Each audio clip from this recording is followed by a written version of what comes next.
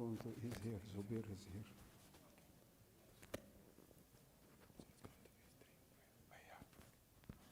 If not, if you see it, just.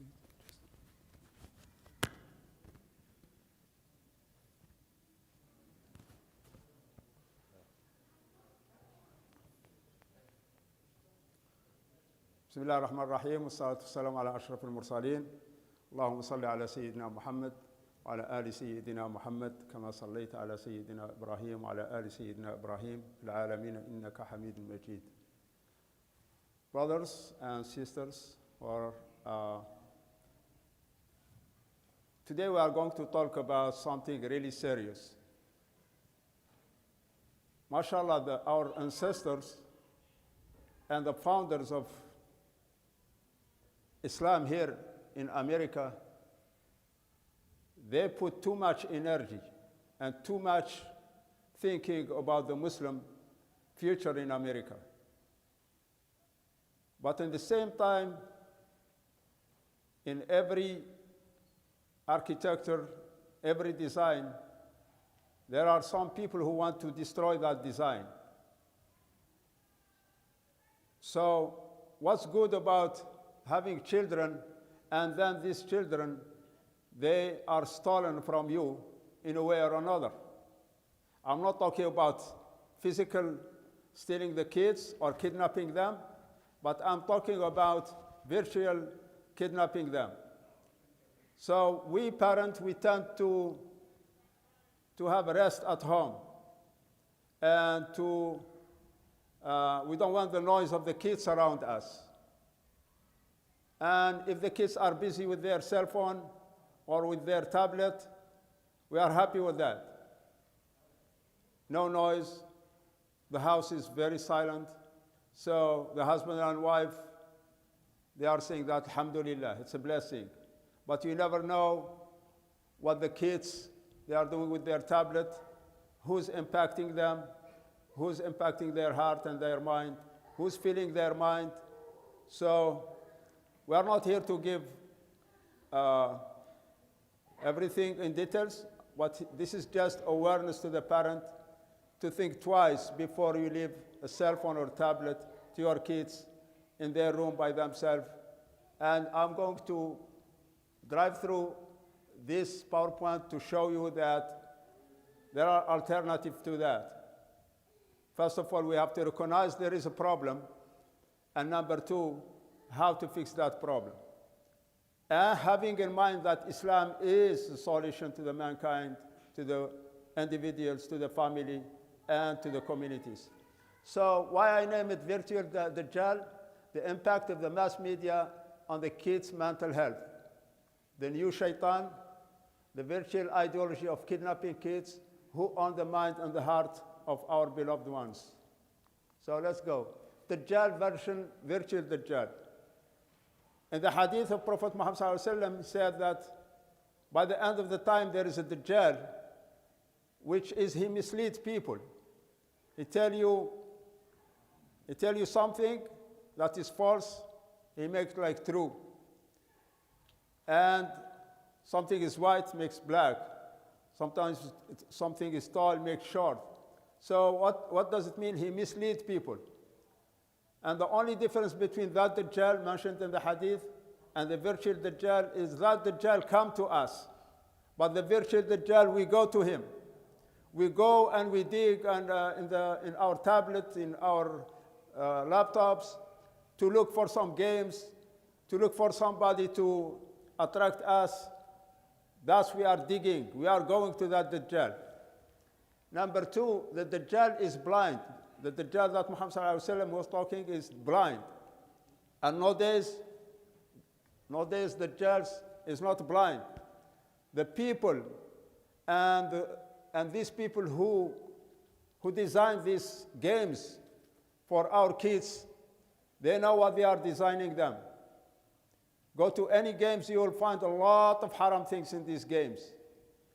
So they design them to make their heart go and not listen to the Quran, not listen to the parent advisor.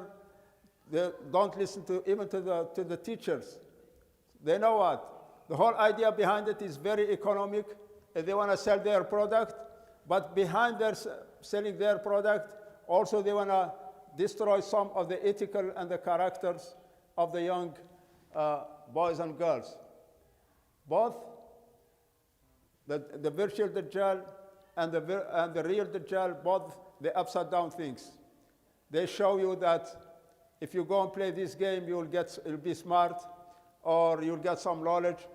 But at the end, when they get addicted, your parents should take you to the psychiatric in order to fix that problem. And the doctor will get the money and keep going. Who's going to lose her? It's the family. Not only you lose your kids, you lose your money too. So next. So the kids spend time in games. We like it or not, this is real. Many of the kids,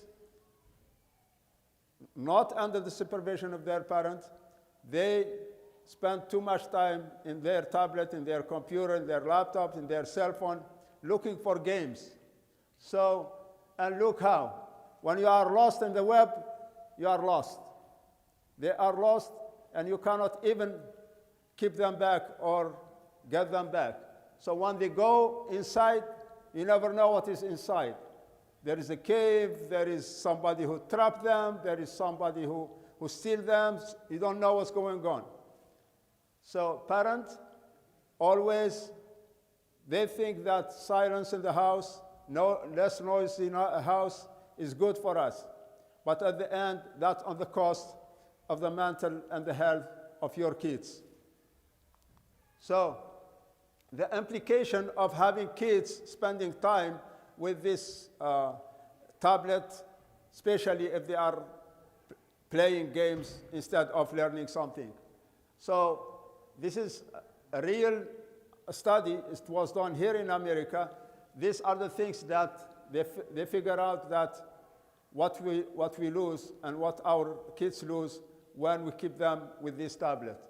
So less focus and less smartness. The kids who spend too much time, you find them, they cannot focus on anything. They cannot focus on their memorization of the Quran. They cannot focus on their learning. They cannot focus on their real game. They cannot focus. They lose focus. Why? Because today they are in one game, tomorrow they are in another game, after tomorrow they are in another game. So they lose focus, and they spend too much time in that. So less communication. It means what? The parents, they start living in their own isle, and the kids, they live in their own world. The kids, they have their own priority. They have their own games, their own priority. And the parents, yes, they are busy providing food on the table. But at the end, what kind of food you provide?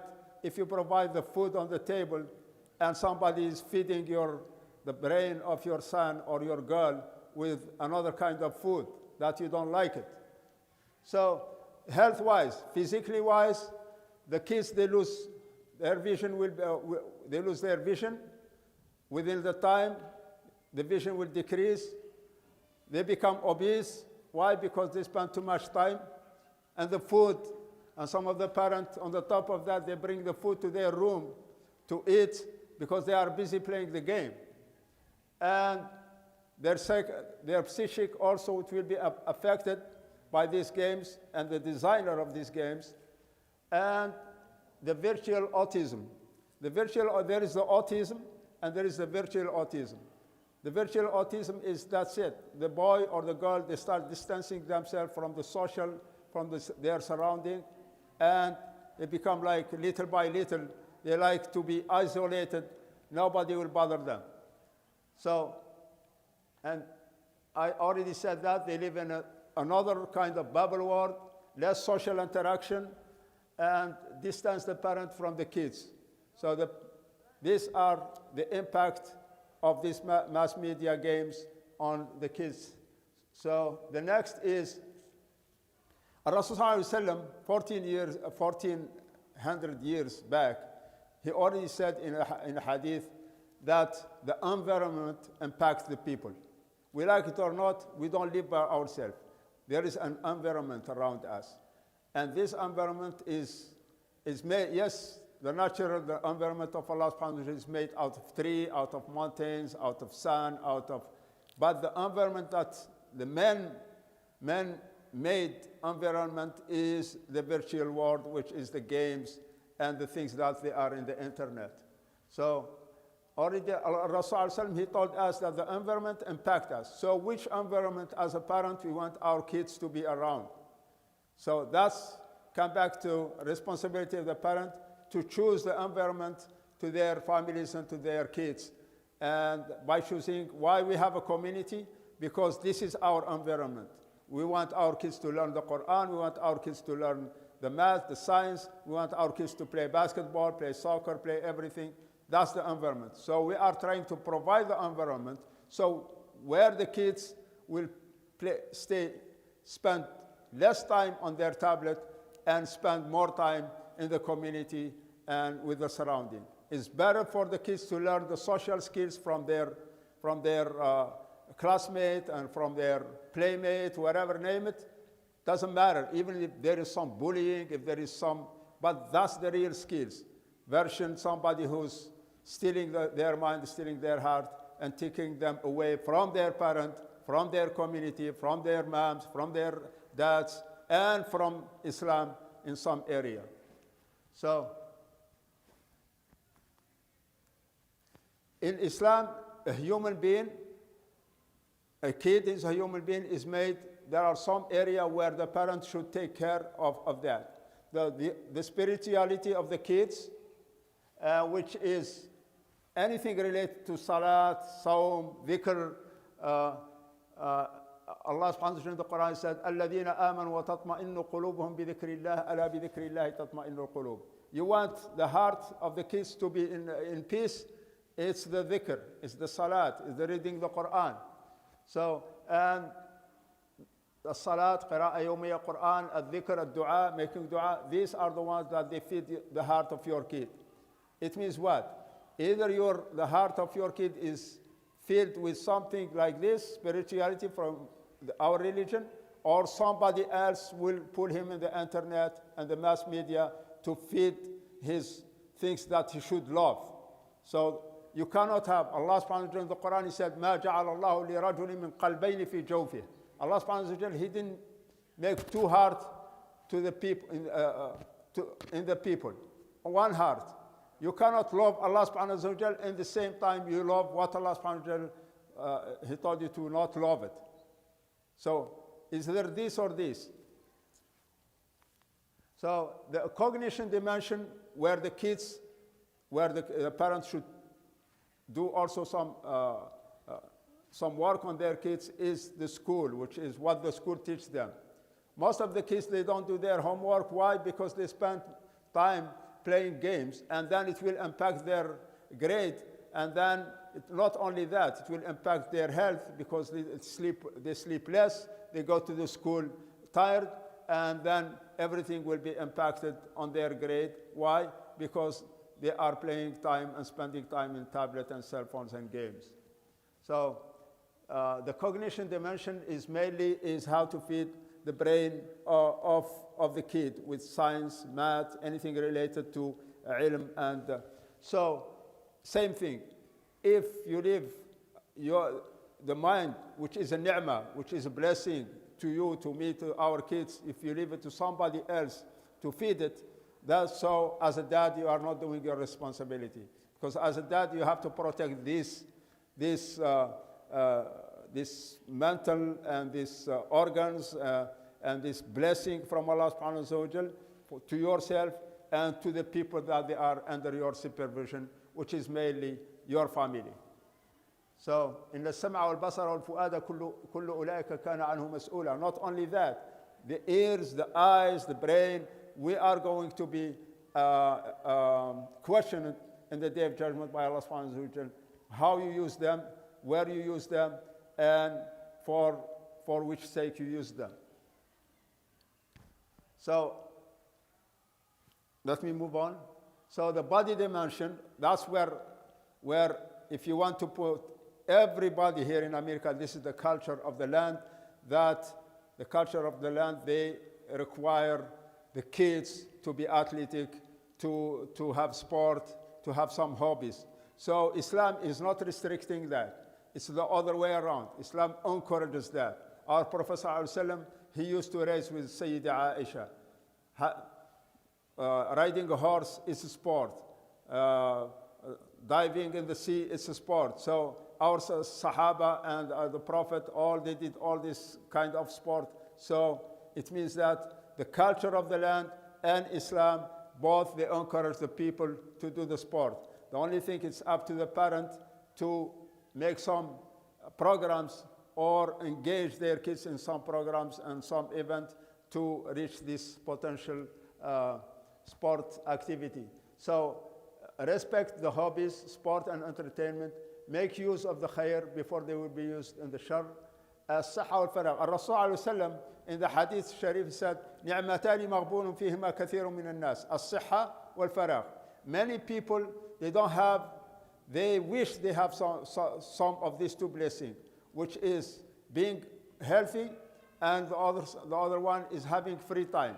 So what about if Allah gave you both, but you are misusing them? Allah gave you the health and gave you the free time, but you are misusing them. And mainly the kids, they have free time. We like it or not, they have free time. Because the design of the education here is to keep some pocket free time for the kids to for the entertainment. But the question is not the entertainment. The question is how they entertain, where they entertain. Are they going to entertain by themselves in a locked room, or are they going to be entertained with a parent? So,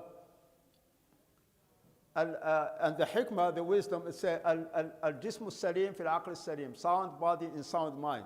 So, if the sport will help the mind, will help the heart, and vice versa too.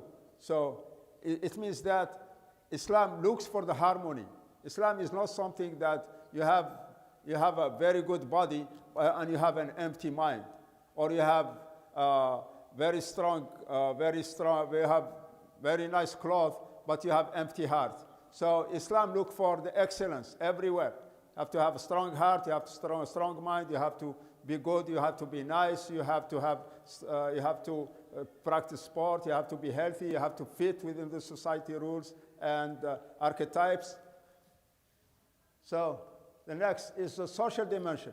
The social dimension that most of us also we ignore, which is the family, the kids, the husband, the wife, we like it or not. If we cannot take our kids somewhere, or we don't want our kids to go somewhere to the movies or something like that, that's as a parent and as a community to give the alternative. So, and there are many alternatives that we can, as a community, design for our families. So you can have any kind of bazaars, barbecues, anything that is within the border of Islam that makes the family take a little bit stress from the house, go outside, picnics, all this is halal. So we have to increase this for a reason. And you take the kids with us, so the kids will start forgetting being on the side, on the corner playing, and start having alternative to play with the parent and engage in this kind of activities with the parent. Some of the activity also is the ziyarat. The family, they have to do some ziyarah to each other, going and take your kids when you have some friend that is sick in the hospital. You can take your kids with you. So when somebody passed away and you go for ta'ziyah, same thing. So the kids, they should go with their parent to learn these skills, because one day they will grow and they have time, they have some friend who's sick, and if they are not taught by the parent how to deal with that, also it's the responsibility of the parent, and we fail if we don't do that. So I already said the problem. Let's look for the solution. So in addition to filling the heart with the Quran and Salat and having doing their homework and keeping them good in math, in science, and all this. So what about if they have free time? So free time you can spend with your kids playing chess, playing Scrabble, playing crossword. So these are easy family designed things that the parent will, the kids will learn from their parent, and it keeps them away from the tablet and from the internet games and all this stuff. So you create some in the house, something that is alternative to them in order to prevent them to stay by themselves too much, right? So the Prophet ﷺ, everybody knows this hadith that أغتنم خمسا قبل خمس, right? Make sure that make the most of 5 things before 5 others happen. So life before death. So we have to look at our kids that they have a time, and me and you and everybody, Allah subhanahu wa ta'ala gave us a time when we are born and time when we die. The question is how we are going to use this time fi sabilillah, right? So you have to increase the khairat, we have to increase the good deeds in our family, in ourselves, and in our surrounding. So why? Because once after death, there is no way to come back. There is no way to come back and say, oh Allah, take me back. I want to do some good deeds. I want to teach my kids. It's too late. So, and health before sickness. So if you don't know how to value the health, go and visit some hospitals. Some people who are sick in the hospital, at that time, take your kid and you will understand the beauty of being healthy and beauty of the ni'mah, of the blessing of being healthy. So take that health. Because what we said at the beginning, that playing too much in these games, it will take the vision. So it will take away the vision from your kid. So you have to think twice before letting your kid playing, because down the road, his vision is going to go down. So free time before becoming busy. Yes, we are busy as a parent, but at the same time, we are making our kids also busy by sitting by themselves. I think if you put 15 minutes, half an hour, every 2 hours you should put 15 minutes with your kids, at least. So you'll build a relation with them, and once they look with somebody to play with, the first one is they look at their dad or their mom before they look somewhere else where they want to spend. The problem is nowadays, the internet and the creativity of these game builders, they make like 4 people, they play, everybody is playing, they are playing the same game, but one is in China, one is in Andalus, and the other one is South Africa, and the other one is in America, and they are playing together. So you never know who's impacting your kids, because anybody can steal your kids, tell him, hey, come, let's play. If your kid is already in that game, he will look for anybody to play with. And I'm not going to go down. Some kids, they play even with elder people, and you never know what's happening, right? So a Muslim is fatin. Rasul said, al-mu'minu fatinun kayyisun fatinun, right? Which means that a Muslim by design, he should be smart. He should know what his kids are doing, who's impacting their kids. So, and the other one is use your youth before the old age. Because once you are a youth, you have free time, you don't have responsibility, you don't bring the food on the table. Maybe the dads and the mom, they do. So use it for the good.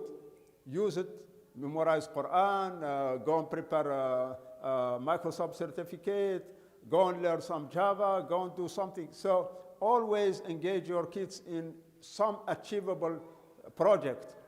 Python, robotics, so anything. Why? Because when they get their mind and their smart and their hand in something that will occupy them, which is it will benefit them down the road better than going to play games around. So, and the last one is wealth before poverty. I think as a parent, if you want to put some money and some investment, put it in your kids. Buy a real software for him to teach him math or to teach him something better than buying him a tablet and you let him play with any game that he likes. So in a nutshell, this is just a reminder to the parent that we have to take care of our kids for one reason, because our kids, one day they will be a parent, and if we don't do the homework, they will not do the homework down the road. So we don't want the kids of the community to spend too much time in this, because by responsibility of Islam, they will be leaders down the road. And if the leaders, they are corrupted at their early age, so don't expect any good fruit down the road.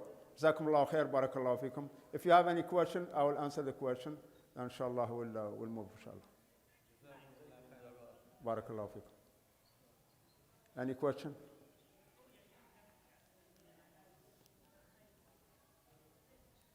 So it's not everything is haram, and not everything is halal.